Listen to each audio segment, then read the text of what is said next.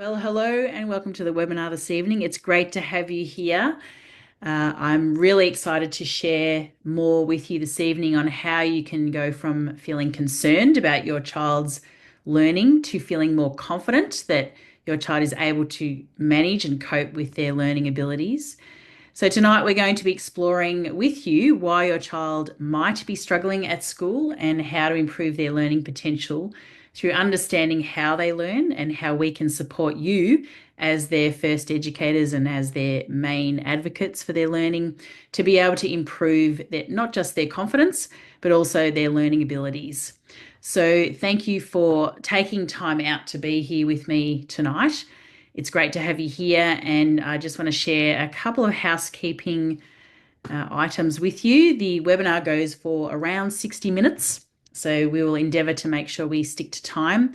We may have some time for questions at the end, but it is quite a comprehensive webinar. We have a lot to share with you this evening, so you might like to take out a pen and paper and take some notes because the information we're sharing with you is probably a lot of it you may not have heard before, because we know that when parents begin the school journey with their children and even the high school journey, we're not often taught how our children actually learn and how we can support them with their cognitive development, which is what we're here to explore tonight.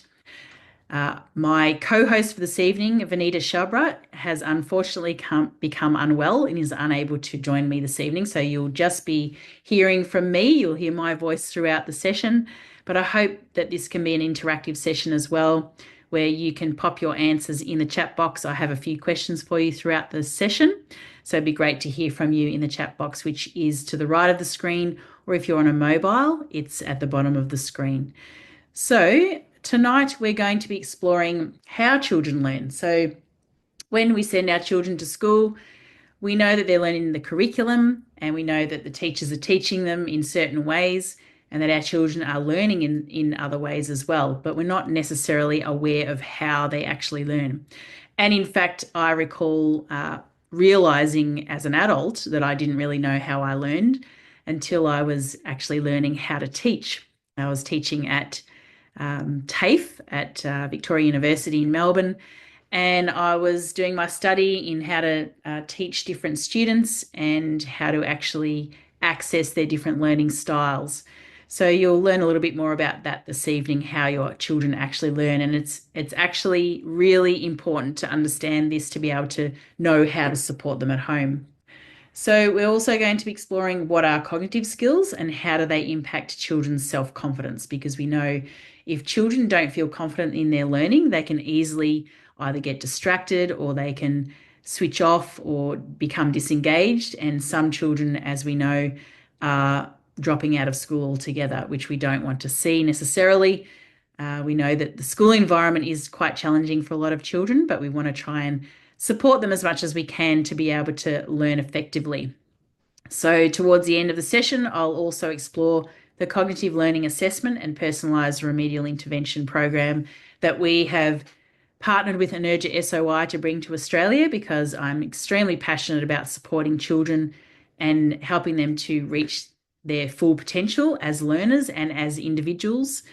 And Emerja SOI are based in Singapore and India, and they've developed this amazing program to support every child as an individual learner with personalised intervention. Because you have joined us this evening, you receive a free learning ability screener or gifted ability screener, which I'll explain a little bit more about towards the end of the session as well. So please stay around for the full session so that you can receive that free LAS or GAS for your child. So just a little bit of background information about me. I'm Rachel Stewart. If you haven't met me before, I've been working with educators for the last 15 years and parents. My specialisation is creating connections between home and school. And when I discovered this program, I was really excited because I realised that one of the main areas that parents can help with children's learning at home is through their cognitive development skills. And I guess in terms of parenting my own three children through school, I was very heavily involved and engaged in their learning at home and providing extra learning opportunities for them to be able to explore their different skills and to be able to learn more effectively at school. So you are tasked with a very important role to support their learning at home. But often, as parents, when our children are at school, we don't necessarily know what they're learning at the time through the curriculum, and we don't necessarily know where their skills are lacking, I guess, or where they're struggling with their learning. So it's really important to have an understanding and an awareness of how children learn to be able to support them at home. So I have actually written a book myself as well for parents called Creating Connections, and I have a Creating Connections podcast because I'm very passionate about supporting parents through this journey, because it's not just the child that's going through the journey, it's you as well. So I hope you enjoy what I have to share with you this evening. So one of my first questions for you tonight is, what is your child actually struggling with? And there's a whole list of I guess, learning challenges that children are having that are listed on the screen there. So we know that many children are struggling with focus and are easily distracted now. And this is for various reasons, because we do lead very busy lifestyles. And of course, children are on screens and they're looking for different ways to be entertained. So when they're in the learning environment at school, it's very easy for them to become distracted by other children, or even to try and find things to distract themselves. So they're often unable to concentrate on simple tasks for long periods of time, and can easily become bored because they're distracted, or they lack that attention, those concentration and attention skills. Some children have difficulty understanding instructions that the teacher is sharing with them, and that may have something to do with their hearing or their ability to actually listen and pick up cues and pick up the concepts that the teacher is trying to share with them. And of course, some children do have difficulty with reading as well. Some children have mental blocks as well. So your child might be really bright, but when they're asked to write something, say, for example, if they come back from holidays and the teacher asks them to write about their holidays, they might have a mental block and not know how to actually make a start on the actual task itself. Some also struggle with creative thinking and expression, and a lot of that has to do with their ability to be able to think creatively and to have those opportunities at home to play and to be creative and use their imagination. And they're the sorts of things that we can do as parents at home to be able to support their learning at school with creative writing and being able to think outside the box. Letter and word recognition, including spelling, goes back to reading as well. And some children do struggle with letter recognition. Difficulty understanding concepts, as I mentioned before. If a teacher is trying to explain a concept, or they are being asked to create concepts themselves, some children really struggle with that as well, and that involves critical thinking skills. Leaving words incomplete when writing sentences. So yeah, when children are writing, they might actually just skip words or skip letters, or punctuation and all those types of things as well that are really important at school. Difficulty with word-related maths problems. I was just talking to one of my students this afternoon who did NAPLAN last week and today, and he was explaining to me how he was struggling with the word-related maths problems today. So really, that is a skill, to be able to read a maths problem and then try and solve it, and a lot of children do struggle with those. Also, difficulty identifying symbols, figures, shapes, and even if children are asked to identify differences in changes in size or direction or position of objects, some children do struggle with that. Verbal descriptions, understanding directional language. So if you ask a child to put something inside a box or outside, left, right, in front of, behind, and visual perception challenges are also what some children have. As I mentioned before, some children get disengaged and become bored, particularly if they are gifted and they are not being challenged, or if something is too easy. But even if a child is gifted, they may be struggling in some other areas of learning as well. And finally, difficulty seeing a relationship between two or more objects in relation to themselves and in relation to each other. So that's about having an awareness of their environment and themselves in an environment. So I noticed actually a couple of you have mentioned in the chat box that yes, your children struggle with some of those, challenged by mental blocks. Yes, my son actually struggles with this in terms of having great ideas and being creative in his mind, but then struggles to actually get it out on paper. So there are very common challenges that children are struggling with right now. Difficulty with verbal descriptions, yes. So, really explaining yourself through words and through different ways of describing situations and comprehension of texts and those sorts of things. So, there are very many children who are struggling with these challenges. So you are in the right place this evening if you are concerned that your child is struggling with any of those items that I've just shared with you, such as reading comprehension, memory and focus, and understanding how to learn. So really understanding how to learn all comes back to the brain, and I'll explore this with you a little bit more in a moment. You're in the right place also if you're concerned about monitoring and supporting your child's academic progress, because we don't necessarily know exactly where they're struggling. We might be told that they're struggling with reading, but we don't actually know specifically what about reading they are struggling with. Perhaps we are told that they're struggling with reading words, but we don't know what the root cause of that actually is. Because I don't know about you, but no one's ever explained that to me until I did this cognitive certification training and became a cognitive specialist, because I didn't know what the mechanics of the brain were doing until I was actually shown that, and which is why I'm so passionate about sharing this with you. You are also in the right place if you are concerned about your child falling behind or not providing them with adequate support. And this is a frustration with a lot of parents who really want to support their kids at home, or really want to work with teachers to be able to support them at home, but they are either not able to, or they're not understanding how to, or they're not necessarily getting the support they need from the school. You're also in the right place if you're concerned about limited or delayed access to specialists and support services for your child, especially if you do have a child with additional learning needs. And some parents I know wait on waiting lists for specialists and really feeling distressed that they're not able to help their children. And we don't want to see parents suffer like this. We know that there are actually solutions available for your children, and we'd like to be able to support you with your child and their learning needs. So just pop in the chat box. What if I gave you a magic wand or a dandelion to make a wish, and you had it in your hand, a little dandelion in your hand, and you had to make one wish for your child, what would that be? Just pop it in the chat box so we can all see what your wishes are for your child.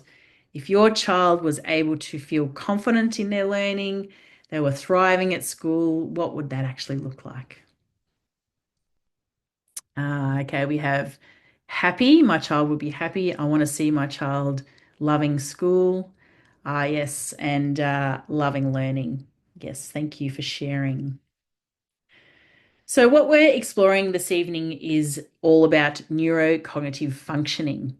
So, neuro refers to the nervous system, and that means the functions of the brain as related to the spinal cord and the nervous system. So, every time we're learning something, all three of these elements are impacted.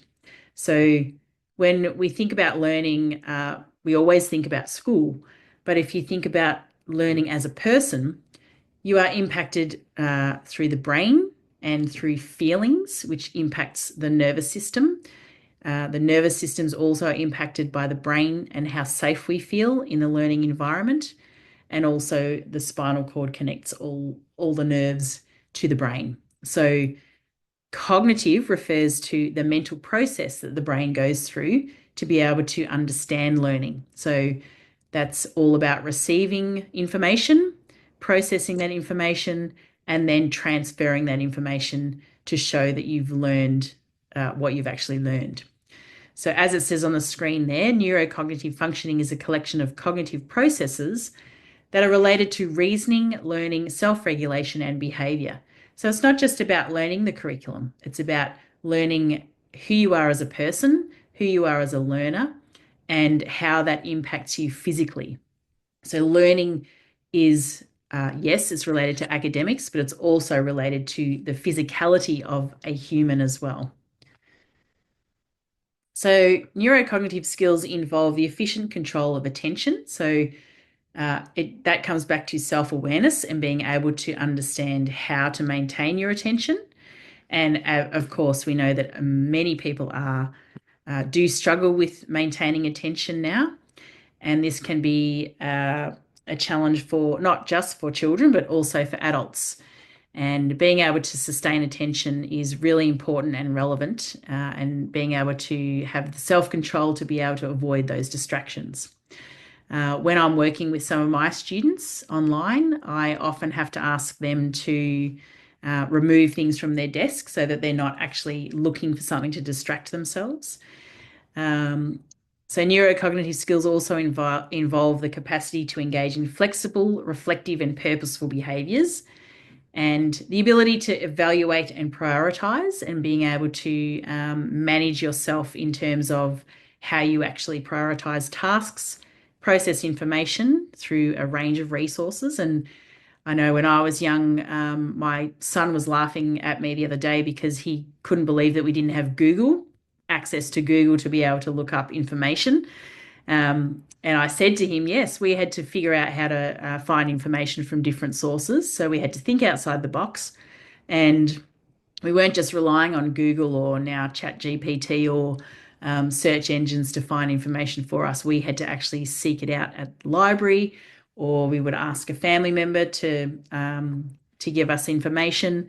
So the different ways that our brains are working now and the way that our children's brains are working is impacting their ability to be able to know how to find those different resources and how to actually adapt their behavior and learning in different environments.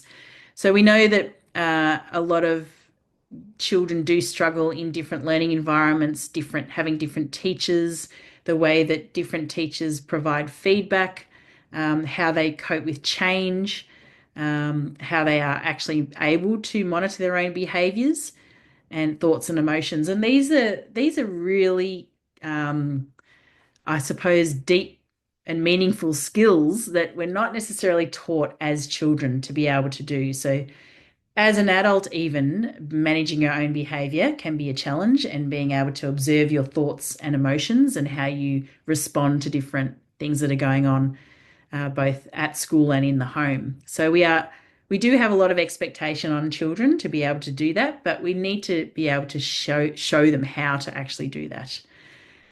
Also, things like ability to organize, plan, and initiate actions. So one of my students I was working with this afternoon sometimes suffers from overwhelm, just started in year 7, and really needed some support because he was feeling overwhelmed with not just with school, but with after school activities, and is living between two home environments.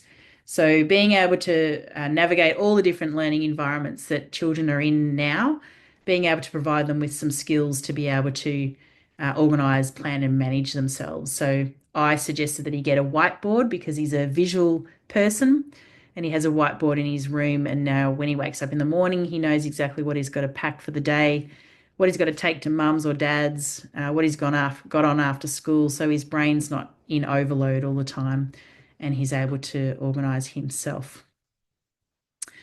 So here's a video that just explains a little bit further what cognitive skills are. And I'll just play that for you, and I'll be back in a moment.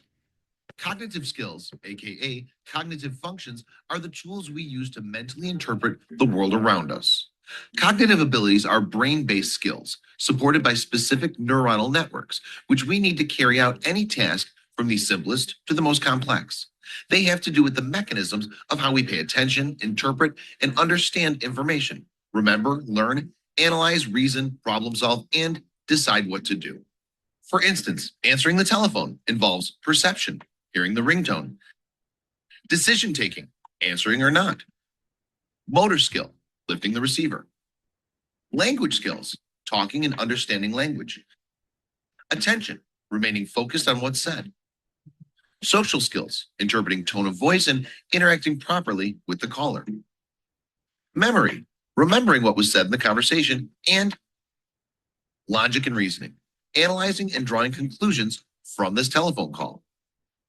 One overarching cognitive skill, which affects the other skills categories, is known as processing speed.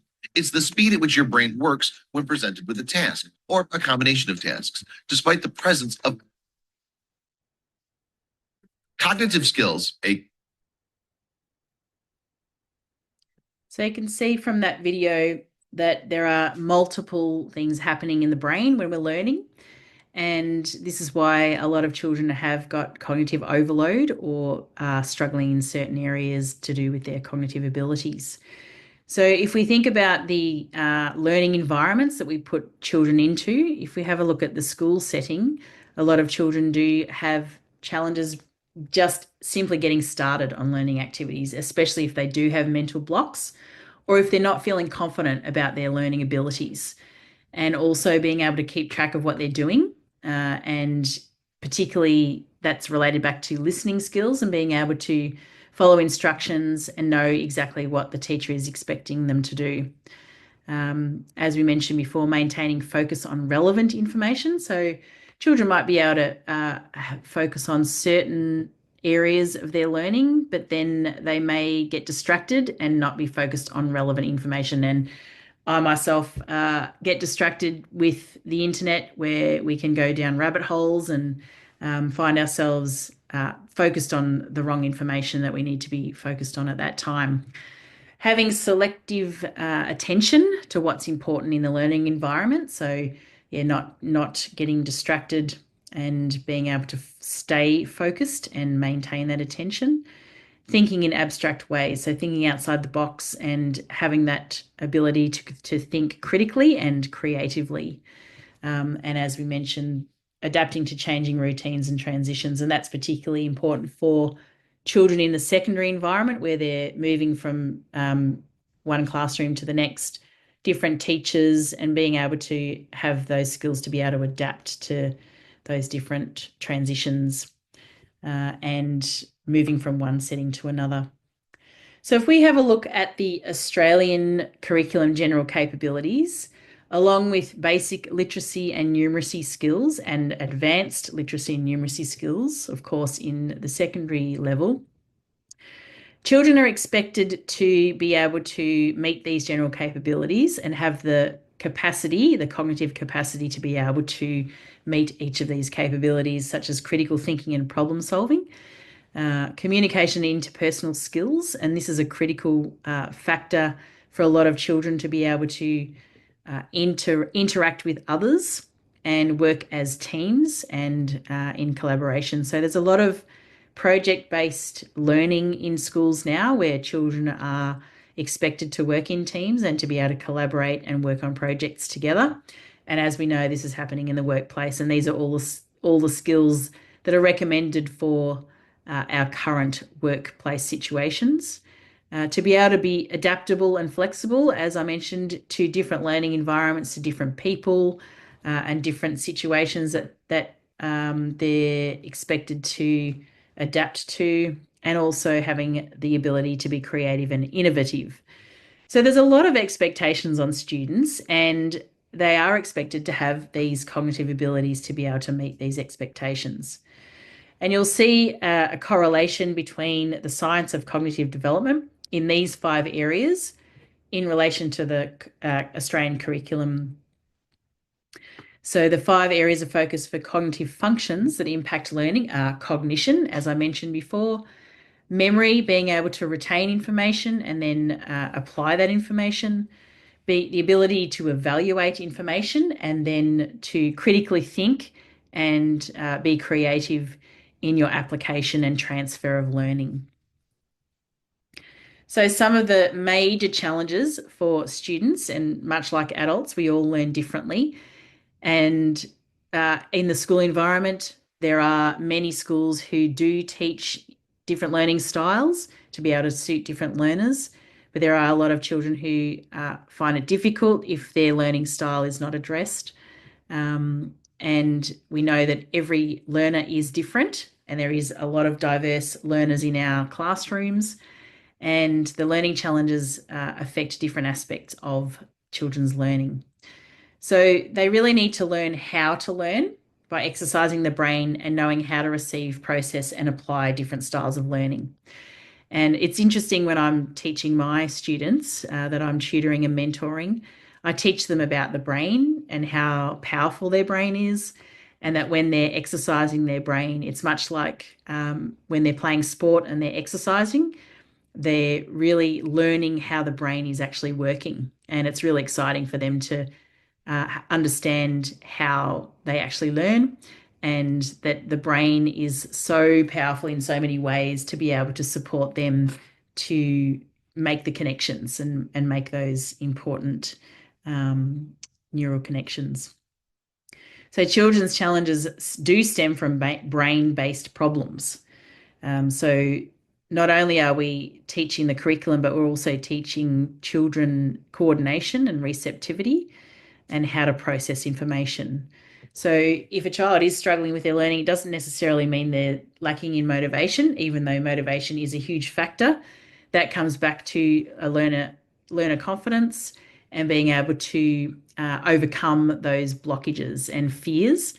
Many children do have fear of failure as well. And so it all comes back to the brain and the mindset.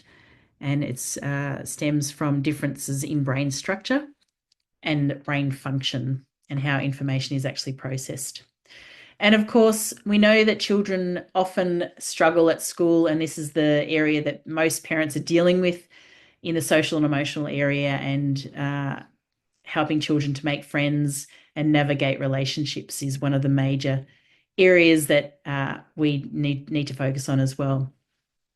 So personalised interventions such as cognitive training to overcome challenges build skills and confidence, not just in their learning, but as individuals. And we use a holistic approach with our students to be able to get to know them and know what their challenges are, and then really support them, not just with the cognitive abilities, but also with their mindset as well. So this video just explores the different learning styles and explains how we actually learn. And after I play this video, I'm just going to ask you a couple of questions. Here's Jonathan studying for a test, and studying, and studying, and studying. And here he is getting his test results. All that studying, and he still got an F. Why? The thing is, there's no one right way to study. Some methods might work great for one person and not at all for others. Everybody learns differently. In order to find a study method that's best for you, it's important to know your learning style. The four most popular learning styles are visual, auditory, reading, writing, and kinesthetic, or hands-on. For most people, one of these methods will work best, but it's also possible for a combination of different styles to be effective. However, you can also observe yourself and your previous learning experiences to get an idea of how you learn best. Let's circle back to Jonathan. When he's in class and his teacher is lecturing, he gets distracted pretty easily. Words tend to go in one ear and out the other. But when his teacher starts using visuals, Jonathan finds it easier to focus and understand the material. So he might be a visual learner. Now think about your history. How have you enjoyed learning in the past? Do you prefer watching over listening? Do you enjoy reading instead? Or maybe you learn best by doing, with hands-on experience. If none of these seem to grab you, give them each a try and see which one you tend to drift towards. Each learning style has its own study methods that work best with it. Let's take a look at how Jonathan and a few of his classmates study. As a visual learner, Jonathan finds it helpful to color code his notes. He finds it helps him to organize information and internalize it better. He also creates diagrams while studying, finding that they help him to better understand certain structures and ideas. Jonathan watches videos too, finding them helpful for extra information. Ruby is more of an auditory learner. She likes to study in a group and discuss the material with others. Sometimes she'll read her notes out loud because it helps her to hear what she's studying. In some classes, Ruby will record the lecture, with her teacher's permission, of course, so that she can go back and listen to it later. Terrell finds that he learns best by reading and writing. He takes substantial notes during class and reads over them often. When he's trying to memorize something, he'll often write it out. He also makes sure to read and reread any materials his teacher has assigned the class. Raya is a kinesthetic learner. She's got a lot of energy and likes doing things. Labs and hands-on activities help her to understand certain ideas and topics. Sometimes she'll review her material while she's walking. So I just want you to pop in the chat box. What sort of learning style do you think you are? Would you be visual, kinesthetic, auditory, digital, or auditory? Okay, we have kinesthetic. Visual, kinesthetic. Yeah, you usually at least one or two, maybe sometimes three, depending on how you like to learn. And most schools do try, or most teachers do try to cover all bases with learners, but sometimes it's not possible depending on what the subject is. So you can see here, this just describes each of the learning styles in further detail, and each of the learning styles is related to the left brain and right brain.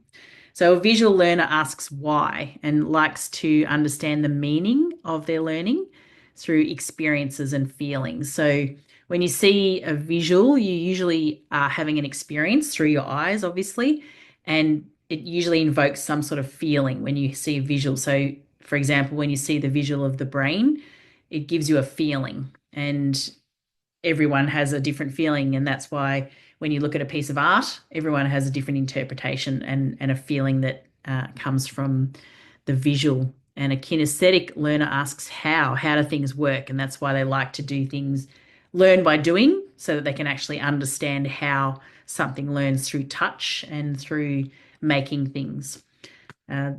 The auditory learner asks what, so they prefer to learn through conceptual learning, through facts and data and statistics. So usually when you're making a presentation to try and appeal to an auditory learner, they like to see the facts and understand the evidence before they'll actually really feel like they've learned something. An auditory digital learner asks what if, so they like to experiment. And you might, if you have a child that likes science, they might be auditory digital because they like to experiment and find solutions.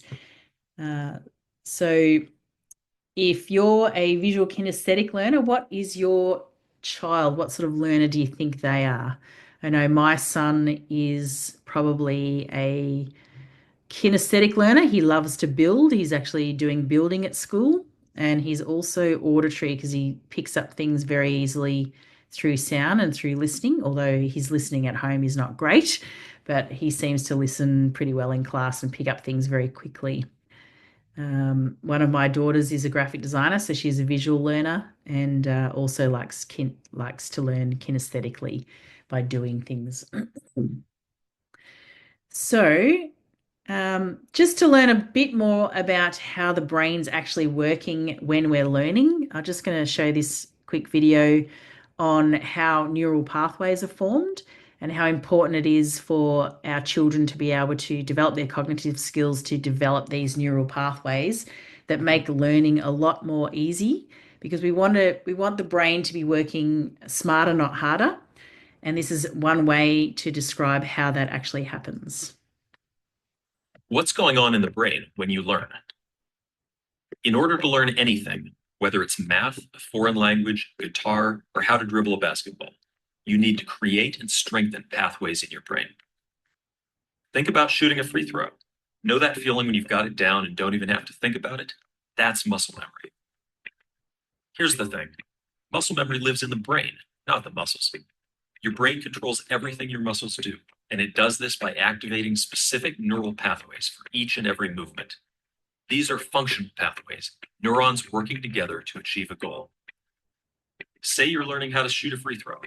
If it's your first time doing it, you don't yet have a pathway for that movement in your brain. You need to create it. Let's use an analogy to look at what's happening in the brain during this time. When you're first learning, your brain is like a forest full of trees and dense foliage, with no clear pathway between point A and point B. As you learn the mechanics of shooting a free throw, you create a trail through the forest. Now you can shoot the free throw because you've created that pathway in your brain. But you probably don't make many shots because it's so new. The pathway isn't very clear yet. In order to improve your free throw, you need to refine and strengthen the free throw pathway in your brain. The way you do that is through practice. Practice gradually widens the trail through the trees, turning it into a dirt road between A and B. You're starting to get pretty good now. You're making more free throws than not. You don't have to think about the mechanics as much. That's because the pathway gets stronger after each practice rep, and you've done a lot of reps. With even more practice, the dirt road turns into a paved road connecting A and B, allowing information to be transmitted at a faster rate. Now you're a 70% free throw shooter, and when you step up to the line, you don't even have to think about it. Eventually, with enough practice, what started as a trail has become a full-blown highway. Now you're a master, draining almost every free throw, and the movement is completely second nature. Scientists call this plasticity, and it's your brain's innate ability to create and strengthen connections between neurons. These connections are the path through the forest. Hey, what's going on? So you can see how really important it is to exercise the brain, and how important it is for children to actually participate in sport, because they are creating those neural pathways that are so critical for learning. And we know that from birth, children are creating neural pathways, thousands of them when they're younger. And usually it's through learning through play and different activities that they're doing at home with their parents, learning how to speak, learning how to walk. There's so many different things the brain is learning at the time. And we want that to continue when they go to school. And so parents have a very important role to play to continue to ensure that they're creating those neural pathways that are so critical for learning. So Structure of Intellect is the program that has been created by Energia SOI, and it is relevant for all learners, not just neurodivergent learners. It's relevant for all learners, and including gifted learners. So basically, as you've seen, it's about exercising the brain. And we know that when we create neural pathways in the brain, what happens is there is a spark that goes off when we make a connection, when we learn something new. And when that happens, there is a sheath or a layer of fat that goes around that connection where two pathways meet, and it's called myelination. And each time we create a new neural pathway or we exercise that part of our brain, an extra layer of myelin is wrapped around that connection. So it secures that connection and creates those pathways that you saw in the video through the forest, pathways through the forest. So Structure of Intellect improves children's ability to learn through focus, and improving the ability to focus on each task and being able to maintain attention. And that's created by clearing those neural pathways and having more clarity in the way that we think.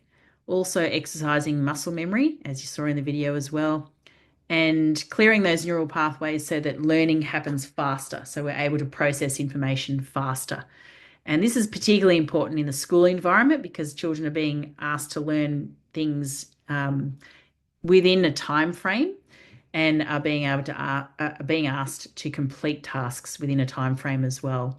So sometimes children can struggle with that, and particularly if they are struggling with a specific part of their learning.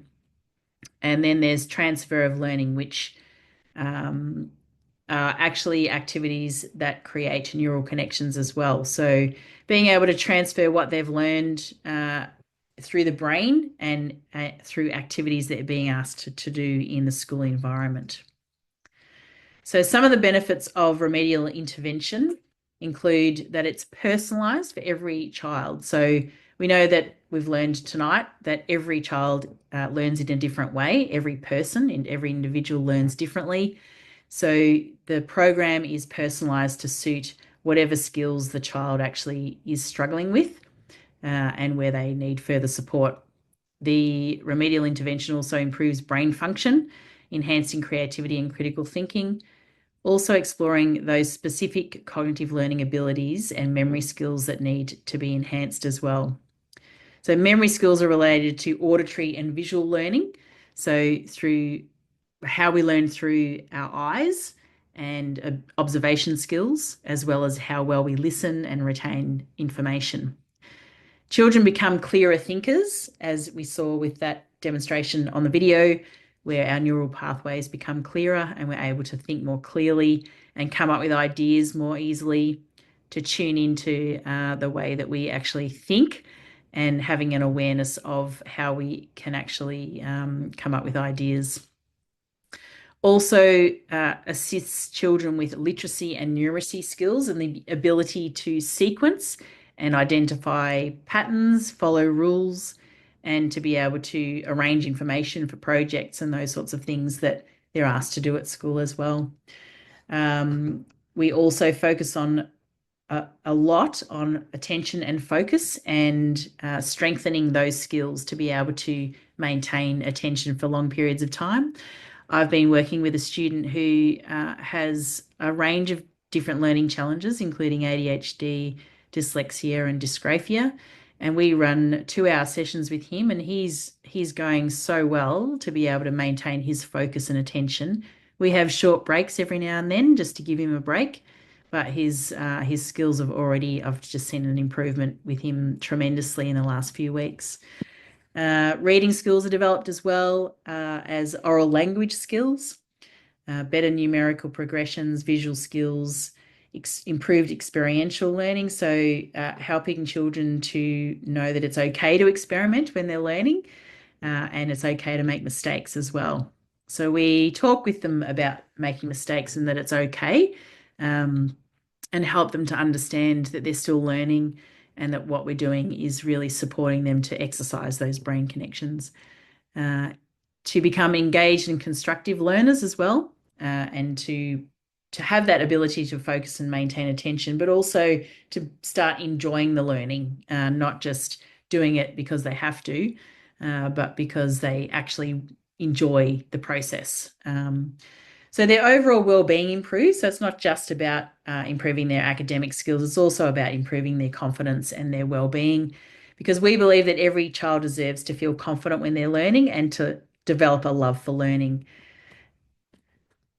So this is a chart that shows how many cognitive abilities us as humans actually have the capacity to learn. And each of these cognitive abilities are coded and they fall under different areas that I mentioned before: comprehension, memory, critical thinking, creative thinking, problem solving.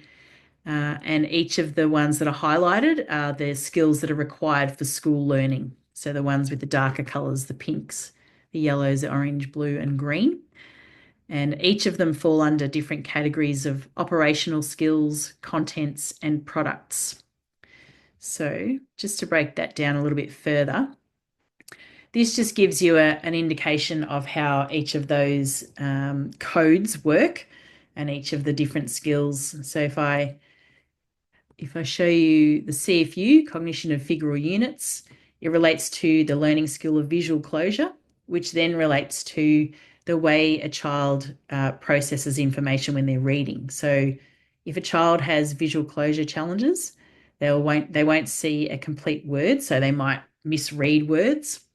But it's also related to their concept of learning in space or being in space. So their own physicality in the room. And if your child's, I think we sometimes joke when kids run into things or trip over things, or we think that they're clumsy, but sometimes that can be related to their cognitive development skill of visual closure and knowing where they are in a certain area of space and being able to navigate their own physicality in that area.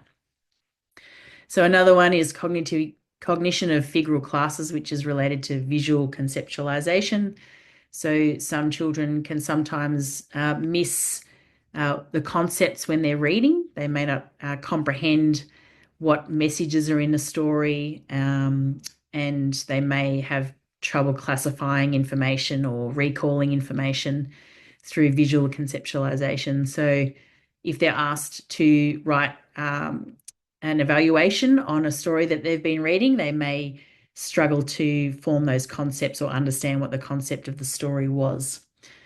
So that just gives you an idea of how each of those cognitive abilities are broken down and how we actually explore them through their personalized program. So I'm just going to give you a quick activity to demonstrate visual discrimination. So there's a very simple activity, and this is one that would be on one of the computer modules for the students, and this is related to your visual skills and interpreting information that's on the screen. So what I want you to do is have a look at the grid on the left and then choose which one exactly matches it from A, B, C, or D on the right. And just pop your answer in the chat box.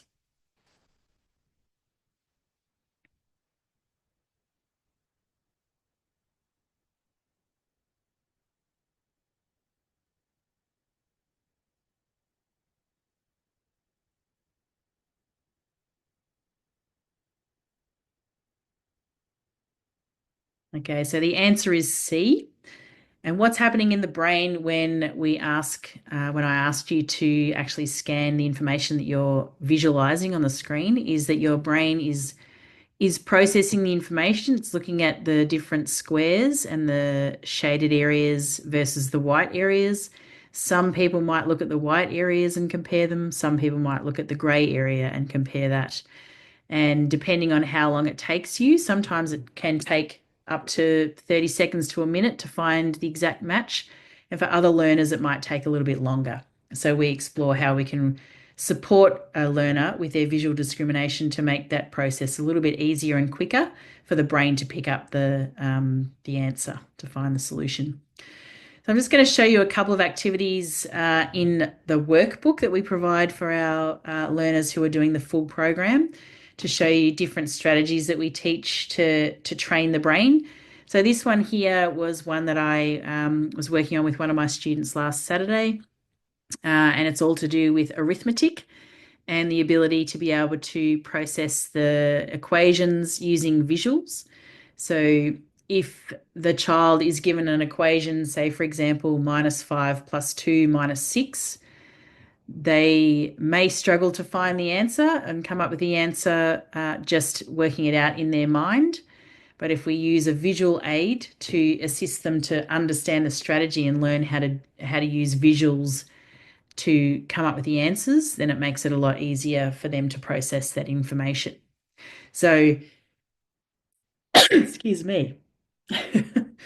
I don't mean to sneeze. So in this activity, it's basically a lift. So your visual discrimination, you can visualize in your imagination a lift going up and down, and the use of the arrows to go up and down instead of the plus and minus symbols. So if some children do struggle with minus and plus equations, they can use visuals in their mind to be able to actually come up with a solution. So we're teaching children how to come up with different ways and different strategies to actually find the answers and problem solve.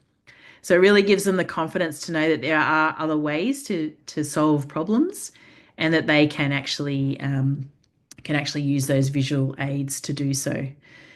And this one is also one for what's actually basically symbols and understanding how to see patterns and recognize patterns of numbers and of letters.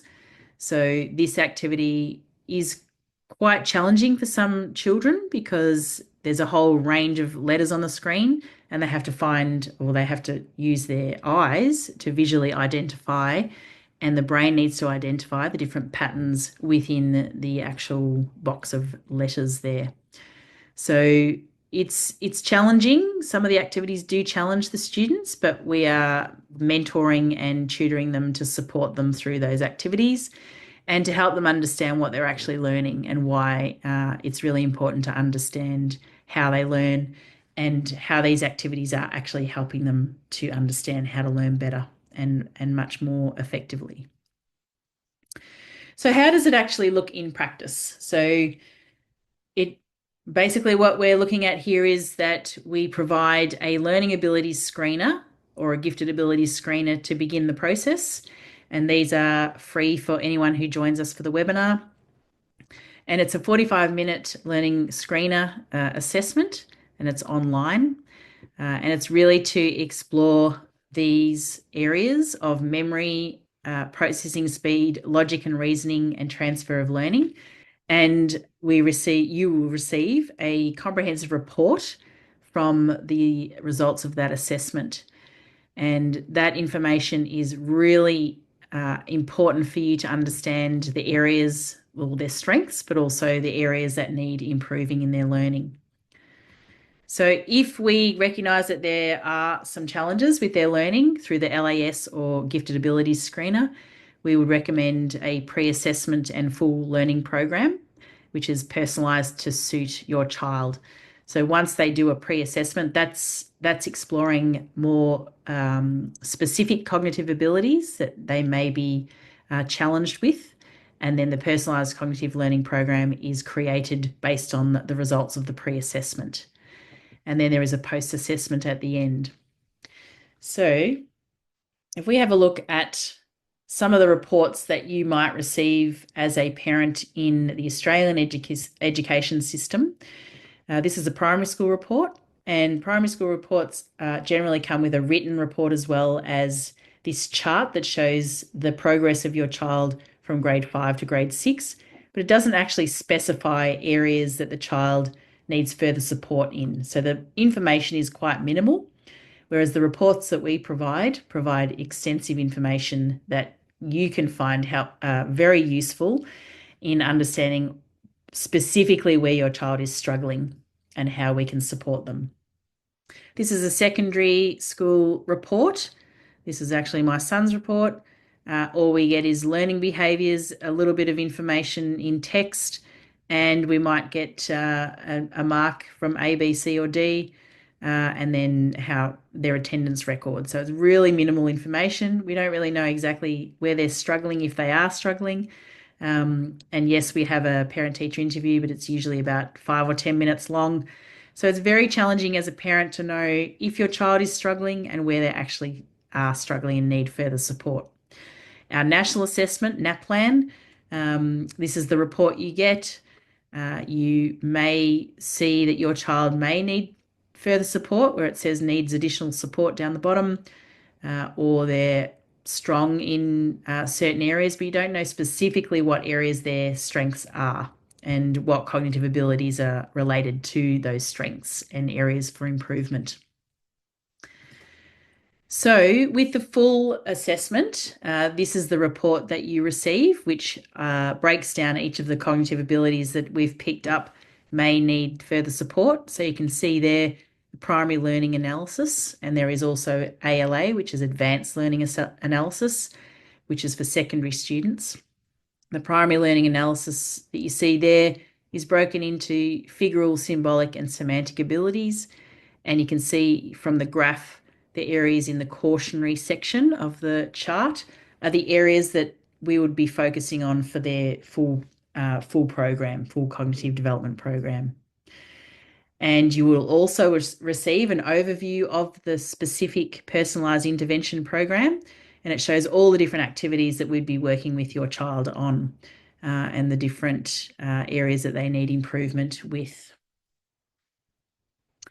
So each student's personalised program includes a pre-assessment and a PLA or ALA report, and we meet with you, the parents, to share that information and to explain what each of those cognitive abilities means. So you're not left wondering what all those codes are about. The program is 80 hours of online modules and 2 workbooks, and we also provide tutorials and mentoring with each individual student. The progression mastery assessment reports are every 20, 40 and 80 hours. So we meet with you again just to give you a progress report, and we keep records and recordings of the tutorial sessions to make sure we keep up to date with each of the students that we're teaching, that we're supporting. And then once again, you'll receive a post-assessment and report. So there are several testimonials on my website that you can have a look at practicallylearning.com.au. I won't show them to you now because we're almost out of time, but feel free to go to my website to find those tutorials, and I'll send some information out after the webinar anyway on that. If you are interested in taking advantage of our free LAS or GAS this evening, you are more than welcome to have one for each of your children if you have more than one child. You can scan the QR code on the left, either the LAS or the GAS or both. I've had parents who have had one of their children do the LAS and one do the GAS, which is the Gifted Abilities Screener, where we explore the 9 intelligences. And we also provide a report for you on that as well. So please feel free to scan the QR codes now. And we've just got time for some questions. If you'd like to pop the question in the chat box for me, I can answer that for you now before we finish up this evening. I'll just give you a bit more time to scan the QR code.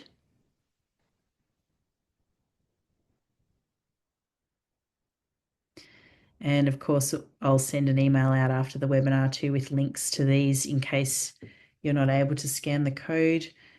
And I also just wanted to mention that I've written a book for parents called Creating Connections that provides information about how to navigate the school journey with your children. So you can scan the QR code for that book as well. So a question that's come through, if a child learns better through storytelling and through songs, what kind of learner are they? Well, they would be an auditory visual learner, I would suggest. I think that that's fantastic if they love to learn through storytelling and through songs. I think that's how we learn best, actually. And I think that's why a lot of children do gravitate towards music. And I've actually noticed there are a lot of teachers now using music a lot more in the classroom to engage children in the learning more, particularly when they're learning maths, to make it more fun and to engage the students more effectively. So can you let me know how old your child is? Is your child quite young still in primary school? 4. Okay, so they haven't started school yet. So yeah, I mean, a lot of children at that age are learning through songs and stories, and that's part of the cognitive development that is so essential for children, because we know that the brain does respond to music, to movement, to storytelling. So please keep doing that as much as possible, even once they've started school. It's really critical for those brain connections, and it's fun, and learning should be fun. So it's fantastic that that your child loves to learn that way. I have just one more question. If I were teaching a group of kids that probably fall between the age of 10 and 18, what is the ideal style to adapt, knowing that it may be difficult to recognize each child's learning style? Well, if you're a teacher, it's definitely worth exploring the program further for children. But I would suggest that if you can incorporate all the different learning styles into a lesson, and I know that that's probably a big ask, but I do recall when I was teaching, I was trying to do that. That video really explored how different learners learn. And if you can somehow incorporate each of the learning styles into your sessions, then you're actually reaching a lot of the students and really understanding how children learn and each of your students learn.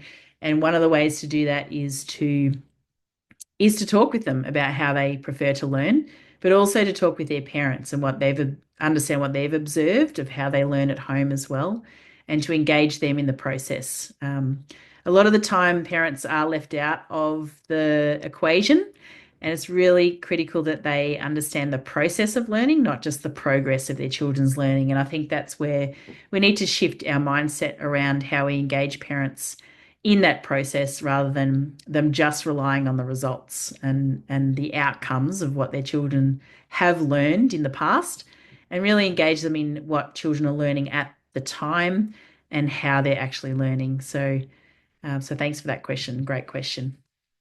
So thank you very much for your attendance.